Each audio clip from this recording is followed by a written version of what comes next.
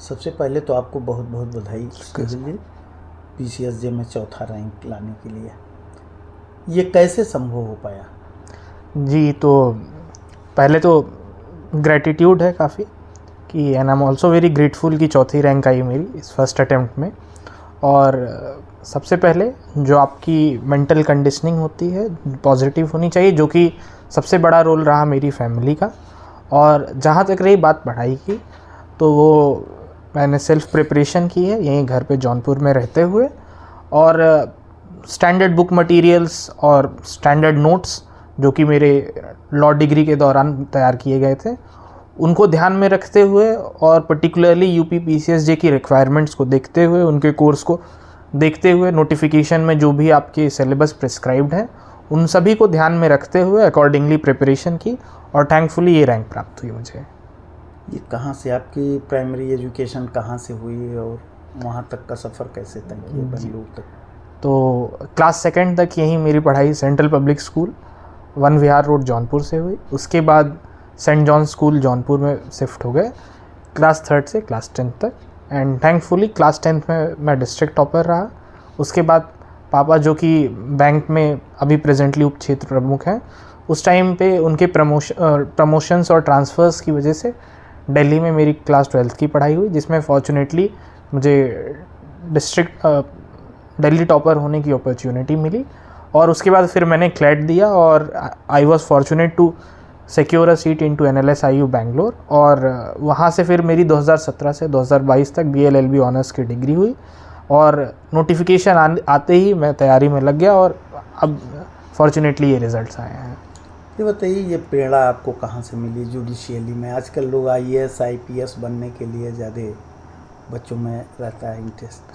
तो क्योंकि मेरा हमेशा से नेचर रहा है और घर वालों ने सिखाया है कि आप सोसाइटी में कंट्रीब्यूट करें, तो पब्लिक सर्विस हमेशा से मेरे ध्यान में रही है।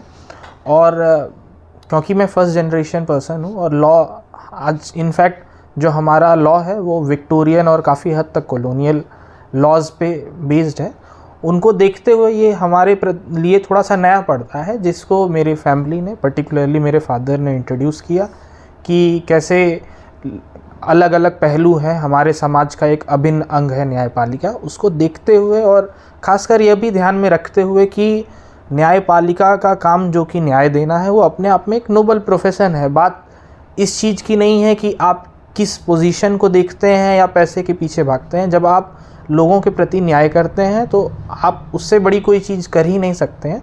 इन सभी चीज़ को ध्यान में रखते हुए और क्योंकि हमारी कॉन्स्टिट्यूशन की स्कीम में जुडिशियरी एक अभिन्न अंग है, चेक्स एंड बैलेंस के बेसिस पे पूरा कॉन्स्टिट्यूशन बना है जो कि जुडिशियरी परफॉर्म करती है, इसलिए उस सभी चीज़ों को ध्यान में रखते हुए मैंने जुडिशियरी परसू करने का डिसाइड किया।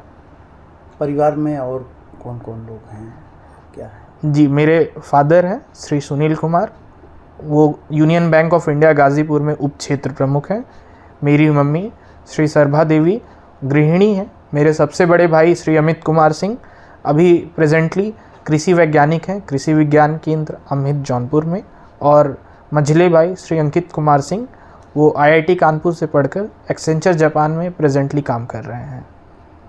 स्नेहिल, जब हम लोग टॉपर से बात करते हैं तो तैयारियों के बारे में जब पूछते हैं तो बताते हैं कि 12 घंटे तैयारी की, 10 घंटे तैयारी की, 8 घंटे तैयारी की। तो क्या पूरा एक जो ट्रैक होता है पूरी किसी प्रिपरेशन का, तो आपने उसको कैसे किया?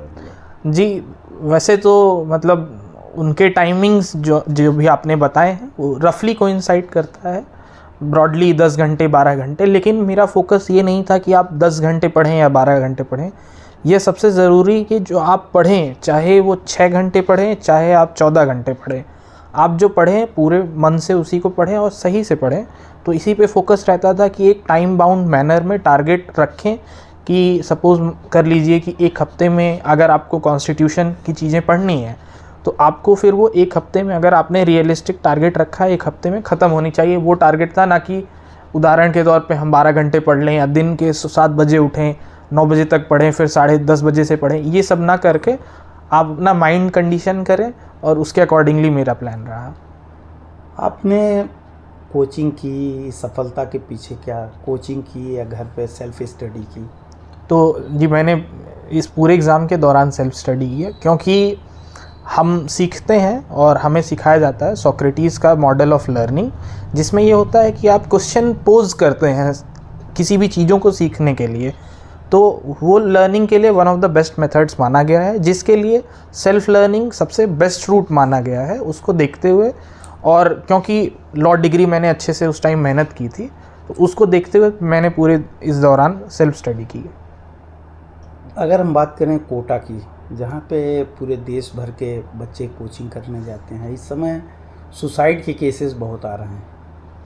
तो सबसे पहले तो ये काफ़ी अनफॉर्चुनेट है कि हम अपने देश के इतने इम्पोर्टेंट युवा को खो दे रहे हैं। हमें इस पे ना सिर्फ इंडिविजुअल लेवल पे बल्कि सिस्टमिक लेवल पे भी सोचना चाहिए कि आप लार्जर देन लाइफ ना बना दें किसी एग्ज़ाम को। हम हमेशा यह ध्यान रखें कि लाइफ कोई मीन्स नहीं है, वो एंड है अपने आप में। और एंड से कहने का मतलब है कि हमारी लाइफ सर्वोपरि है, उसको ध्यान में रखते हुए। और ये ध्यान रखें कि किसी बच्चों पे अधिक दबाव ना बना करके अगर वो अपने नेचुरल स्टेट में रहेंगे, उस हिसाब में वो बेस्ट परफॉर्म करेंगे। लोगों को ना देख के आज कई माध्यम अवेलेबल हैं, जैसे ऑनलाइन मीडिया है, आपकी ऑनलाइन कोचिंग्स होती हैं जो सेम चीज़ें ही पढ़ाती हैं सेम क्लासरूम की, बल्कि अगर आप उन्हें बैठकर अपने घरों में करें तो आपका travel time, self management time बचेगा। और आप बेस्ट अपने घर में तो इंसान बेस्ट होता है, क्योंकि आप सबसे सेफ स्पेस होता है, आप प्रोटेक्टेड हैं, आपको अपने इमोशंस उतने नहीं मैनेज करने हैं, अपने खाने पीने को नहीं देखना है, कपड़ों को या फिर दिनचर्या की अब जितनी तमाम चीज़ें सोचते हैं, आप उनसे इंडिपेंडेंट होकर सिंगल फोकस्ड सोच सकते हैं। तो मेरा यह सुझाव रहेगा कि ऑनलाइन कोचिंग करें और जहाँ तक संभव हो घर पे करें।